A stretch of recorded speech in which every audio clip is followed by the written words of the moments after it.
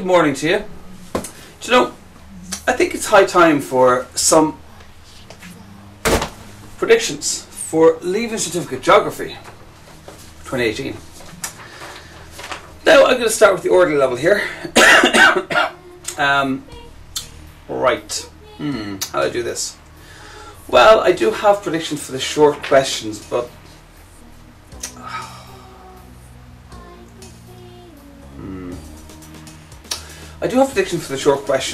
they're, I don't know. I wouldn't really spend time on that.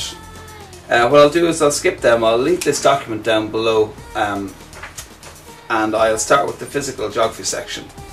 So for the physical geography, for ordinary level geography, I expect that you'll be asked to do an OS map sketch, do landforms of your choice, either river, sea or glacier. You'll be asked about human interaction with rivers, sea or mass movement. What the hell is this? What's all going on? Well, that was that. Now, where was I before? So rudely interrupted. I believe I was going through the physical geography for ordinary level geography, and it's topic number 4, tectonics / core and mantle. Topic number 5, carbonation, and number 6, the rock cycle. Fun times. That was a grand drop.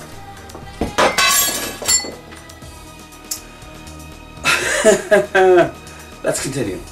So regional. Regional geography. You have, your most likely one is agriculture in Ireland. Also perhaps a sketch of Ireland.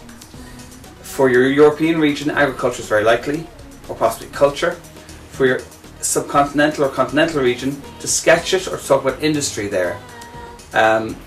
Also for Ireland you might get industry, for the European region climate, and for the subcontinental region perhaps culture or tourism. Grand. Now for your economic section, the most likely one is to get to interpret a graph or chart. The second most likely one is to draw a graph or chart, so these are standard questions. Number 3, Ireland and the EU. Number 4, sketch the aerial photo. Number 5, global warming. Number 6, local conflict. Number 7, pick a location to build something based on the Ordnance Survey map. 8, multinational corporations. 9, developed economies. And 10, tourism on the Ordnance Survey map. If you're doing the human option instead, then again, interpreting, drawing a graph or chart is a standard question that will be included as one of the 3 parts of the long question. Also expect traffic congestion, population pyramids, overpopulation, explaining why a town developed at its location on the aerial photo, migration, possibly sketching the aerial photo, urban problems in developed countries, talking about traffic on the aerial photo, and ageing population. So that's the ordinary level geography topics for 2018. Now, let's look at the higher level. Can't believe I broke my favourite cup. What the hell is that about? Higher level topics. Once again, the short questions, yeah, they're handy enough. And the same kind of stuff comes up year in, year out. I do have some predictions for them. I'll link this document in at the end of the video so you can have a quick look through them.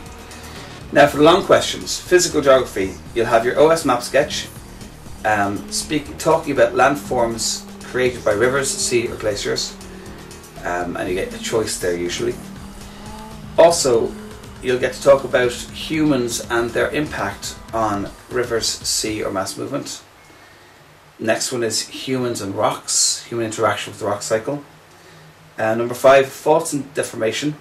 Number 6, tectonic theories. Number 7, limestone formation. Number 8, the mantle, core, etc. 9, isostatic processes, and 10, rock types. That's physical. For regional, your 2 most likely Irish topics are Ireland and the EU, and Ireland and culture. For Europe, your most likely ones are Europe and agriculture, European region to sketch it, and culture in the European region. For the subcontinental or continental region, your most likely one is culture or agriculture.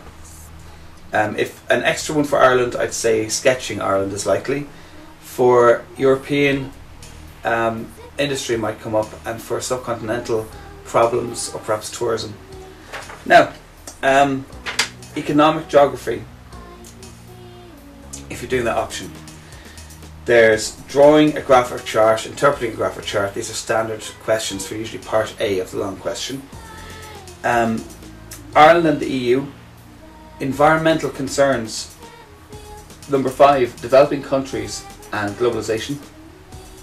Number 6, economic activity in the town based on the Ordnance Survey map. 7, multinational companies. 8, sketching an area photo. 9, fossil fuels versus non-renewable energy. And 10, renewable energy sources. Okay. If you do the human option, number 1, settlement patterns on the Ordnance Survey map. Number 2, overpopulation. 3, drawing a graph or chart. 4, interpreting a graph or chart. 5, migration, rural to urban migration.